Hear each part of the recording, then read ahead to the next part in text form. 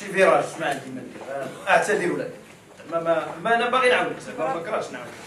نفس الامر مع السيد المدير العام للادويه، منذ التعيين ديالو ما تلاقينا به، ما عنده زهر معنا، لانه جبدنا هذاك الشيء مع وزاره الماليه، قدم العرض مع الجمارك، عاوتاني دابا جا في هذا الفيراج، فما عندي ما ندير. انا كنحاول ولكن ما عندي ما ندير. هذا الموضوع اللي كنشكروا الحكومه على استعمال هذه الماده 133 باش تجي تنور الراي العام، وتنورنا حنا وانا كنشكركم، لان العرض لا ديالك ولا ديال السيد المدير العام حاول ولكن لم يجيب على الاشكالات اللي طرحناها، وانا غادي نفسرها.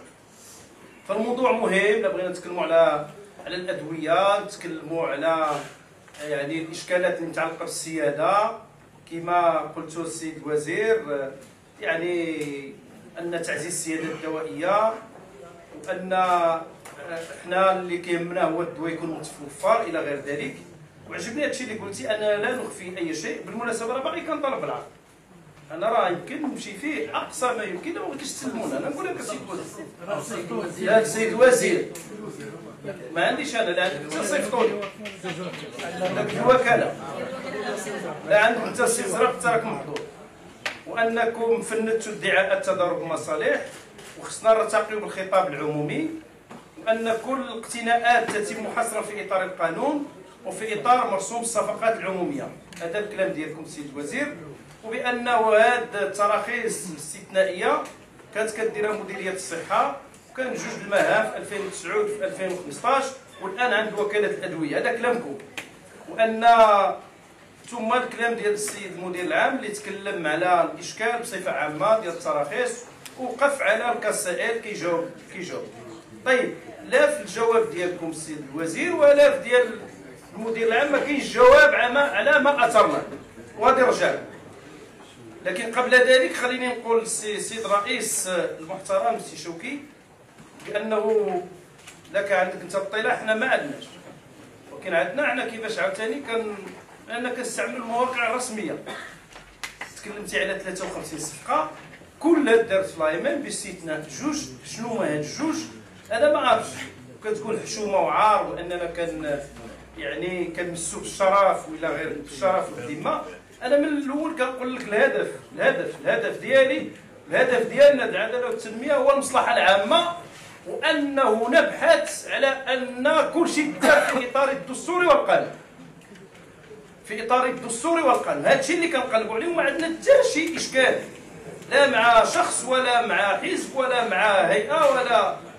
وهي مناسبه باش نقول لك السيد الرئيس بانه حنا مقترح قانون ديالنا تضارب المصالح وتنازع المصالح عندنا، يمكن لك تطلع عليه، يمكن لي نرسلو لك، لكن ما عمر هذا الشيء كان. راه دوزنا حكومه ديال كريم العمراني الله يرحمه، ودوزنا الشطو الله يجزيه بخير، كان رجال الاعمال، ما كانش هذا الاشكال. وكذلك حتى مع الحكومه السابقه اللي كان فيها مولاي حفيظ، وكان معروف باستثناء ما اثير حول واحد العمليه اللي حنا دوزناها في اطار الماليه.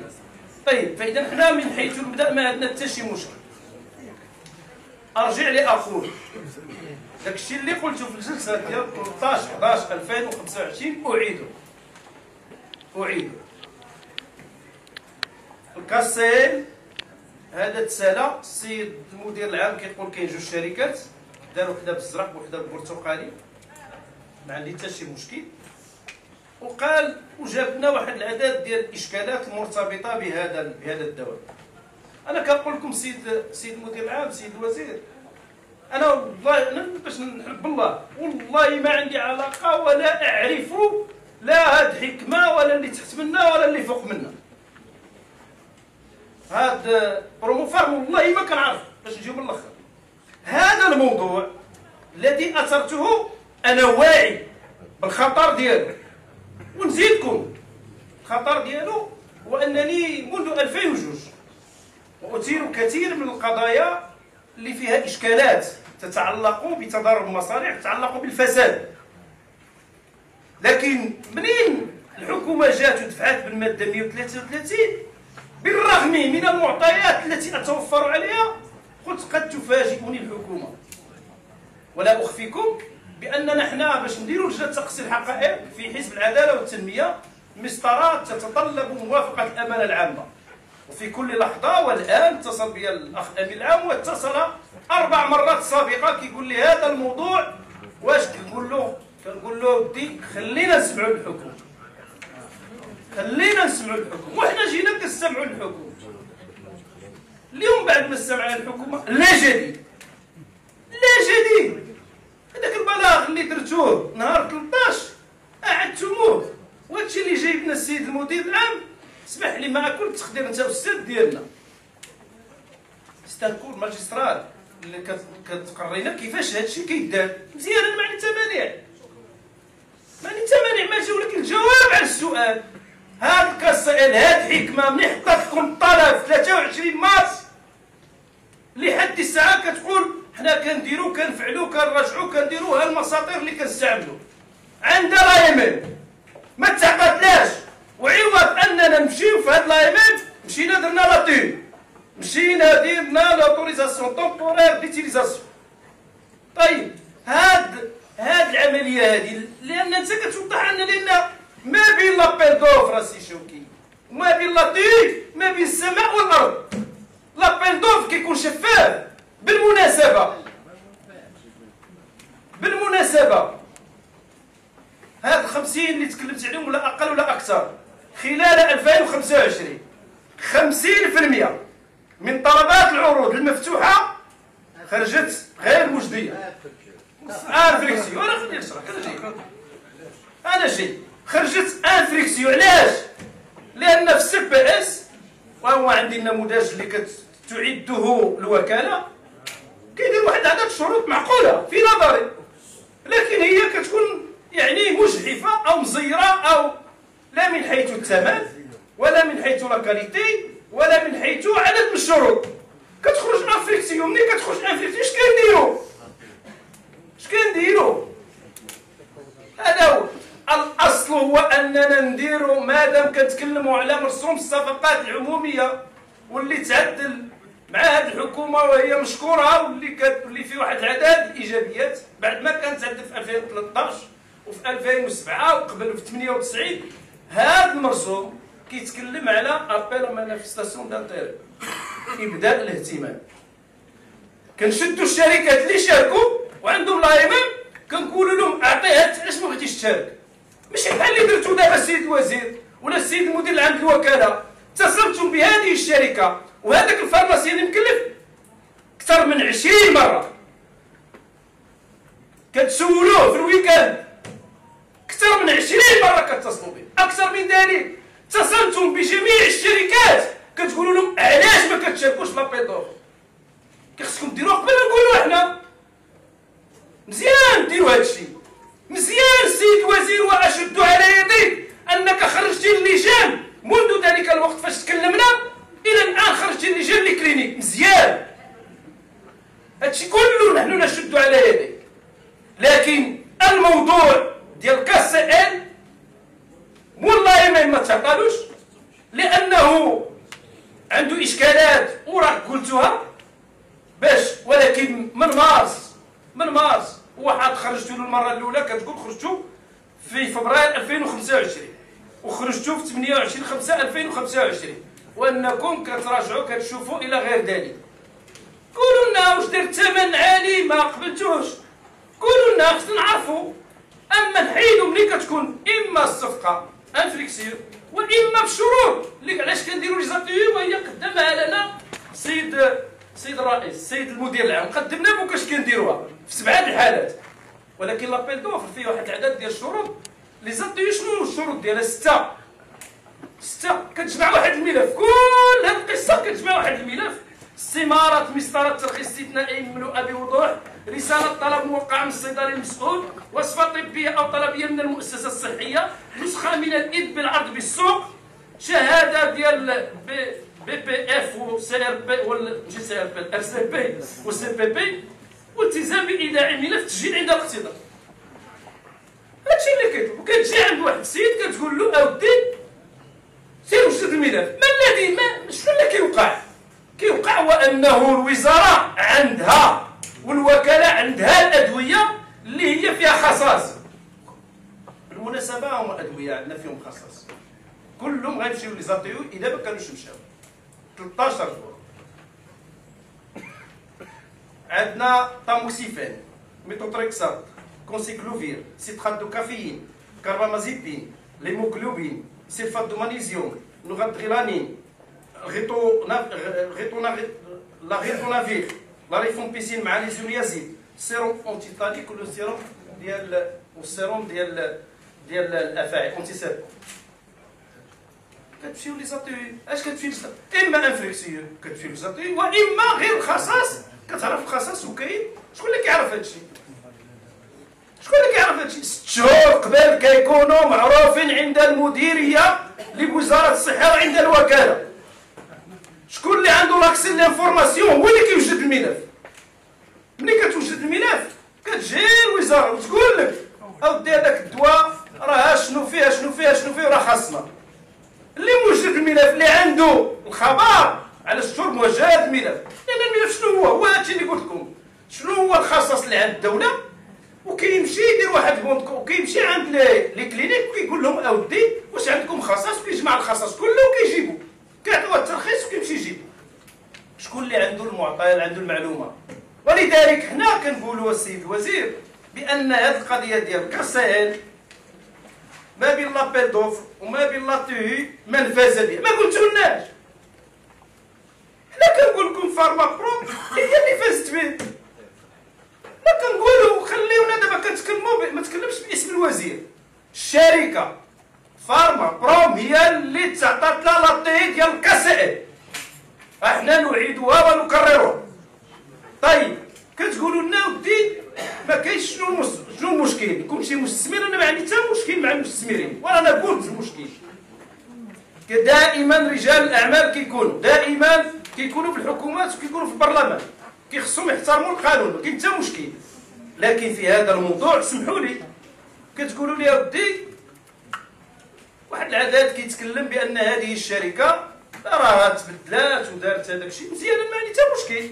تبدل المدير العام في شركه بربعه اللي كان فيهم السيد الوزير، وان هنا كان مدير عام، هنا كان ادمينستراتور برانسيبال مع افريقيا، هنا كان عنده هو البي دي جي، هنا غير مساهم، هادشي كله. ما عندكش الحق خلي السيد يكمل، ما عندكش الحق. الله يجازيك بخير، ما تقطعش السيد يكمل عن السؤال ديالو. بالله وصلك الكلمه ماشي اي محل ما عندكش الحق. ما عندكش الحق. ما عندكش الحق. راه السيد الرئيس ما عندكش الحق. هذا اللي ما عجبكش اللي لا شوف الله لا شباب ما كاينش احترام. شتي الخيط الناصر ديالك سيد الرئيس كمل المداخله ديالك. اقول بان السيد الوزير المحترم لانه ينتمي الى حكومه جلاله الملك لابد انه محترم، خرج من هذه الشركات وباع الاسهم ديالو في البعض. ولكن هذه الشركه اللي كنتكلموا عليها شكون المدير العام ديالها؟ السي حسن براد، الاخ ديال السيد الوزير. انا ما نتكلمش على 7500 بار اللي لا ديال الزوجه ديالو الله يحفظها ولا بنته ولا ولده، ما نهضرش على هذا. انا كنهضر على الشركه. هذه الشركه السيد الوزير حنا مشينا كنقلبوا في الصفقات، كنقولوا ودي غلطنا لانه حيت واحد الصحفي قال لك ودي بوالو راك زلقتي. واسمع الشريف، لا زلقت بيننا وبينك لجنه تقصي الحقائق. الشركه ها هي، حنا درنا الصفقات ديال 2024 ها هي. السيد الوزير دار واحد لاليونس قال لك لا سي اتش مؤسسه عموميه ما دخلناش فيها قال في البلاغ. هذه ديال 2024 هاد 2025 عاود. شنو النتيجه؟ انا ما نطولش عليكم، انا ما نخرجش على هذا الموضوع. هاد الشركه بقدره حضرتي قدير في 2000 لا بغيتي نحيد خلي غير الوزاره في 2024 ما خدات حتى شي صفقه مع الوزاره. مع لي سي اش خدات ما قدره 7 مليون و800، قلت 8 مليون ديال الدرهم 2024. في 2025 نمشيو مع السيد الوزير المحترم اللي قال ودي حنا حاسبونا غير على المينيستير. خدات مع المينيستير في 2025 32 مليون ديال الدرهم. باش تهضر على الكاسيل السي عبد الرئيس، باش تهضر على الكاسيل ودابا ماشي معقول هادشي. هذا هو الكلام ديالك، هضر على الكاسيل. طيب ودابا كلشي يهضر على التاريخ والجغرافيا في الادويه. سيبونو مازال سيبونو هذاك هو اللي قلت سي بوالو. كمل سيبونو سيد الرئيس. سيد الرئيس الله يجازيك بخير. لا ما غنسمع سيد الرئيس. سيد الرئيس عافاك لا هو ما قاطعكش سيد الرئيس. عبد الله هذا اللي قلتي في البرلمان جبتي البوطاسيون بالاسم دابا تجبدي الصافي. انا ندير غير معقول. اقطع له سيد الرئيس. سيد الرئيس. سيد الرئيس. سيد الرئيس. هو اللي جبتي في البرلمان الرئيس. هذه مغالطه كبيره. سيد الرئيس سيبو انا نكمل عفاك الله يجازيك بخير. طبقتك جوج تاع بالله سيد الرئيس هذه ما تدوش هذه ما تدوش سيبو هذه والله ما تدوش.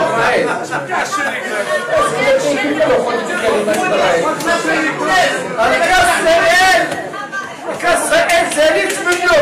كمل سيبو انا. اختار هو فارما برو قلتها فضيت مع الكاس سائل وجيت لي زاد دي او كاملين وغنجبدو لي زاد دي او اللي خدات الشركه نجبدها ما عندي مشكل. ثانيا انا حين تكلمت على تنازع المصالح وتضارب المصالح جبت شحال الصفقات 2024 مع الوزاره ديال هذه الشركه صفر. 2025 مع الوزاره 32 مليون ديال الدرهم. لا خدينا لي سي اش كاملين كاين جوج الارقام، كاين 7 مليون ديال الدرهم حتى 8 مليون ديال الدرهم في 2024 وحوالي 50 مليون ديال الدرهم اللي خدات هذه الشركه 2025. شكرا باقي اسئله باقي مسائل اسمح لي. اسمح لي سيد الرئيس.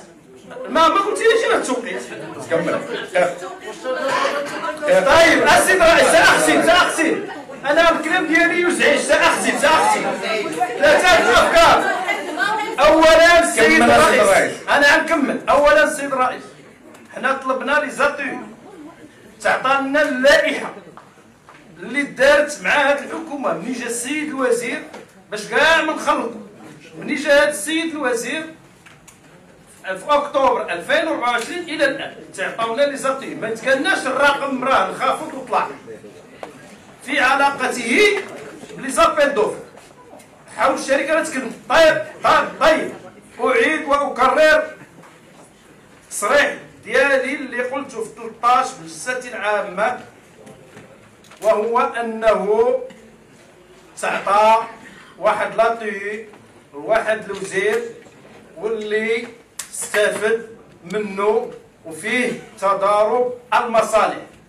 انا عاودت واختم لاقول اننا حنا حيت اليوم وحتى في البيان ديال 13 لم يكن هناك اي جديد. ما كاين حتى شي جديد فيما طرحناه. نعيد ونكرر طلب ديالنا ديال لجنه تقصي الحقائق، لان هذه ستدين بوانو ان اخطا وستقف مع الحق ماشي مع بوانو ولا مع العداله والتنميه اذا كانت هادشي ماشي صحيح. هذا هو اللي عندنا. وبالمناسبه سمعت بان النيابه دخلت على الخط، النيابه العامه. حنا راه عندنا تجارب ملي كنبداو شي حاجه كيدخل فيها القضاء وما كيمكنش نديروا فيها لجنه تقصي الحقائق، وكثير منها ما عندناش النتائج ديالها. كتسال الولايه خلينا نختم اصاحبي. ما انا قلت لك غنختم. فإذا كنقول بأن القضاء نحترمه نقدره مستقل، كاين تعاون بين السلطات. هذا الموضوع طلبنا فيه لجنة تقصي الحقائق، خصو يمشي في لجنة تقصي الحقائق. الدخول ديال أي طرف حول الموضوع هو كنعتبروه بالنسبة إلينا أنه ينقص من مهام البرلمان. لجنة تقصي الحقائق نديروها، وهذيك الساعة النتائج ديالها هي اللي غادي تجاوب على كل هذه الإشكالات. شكرا.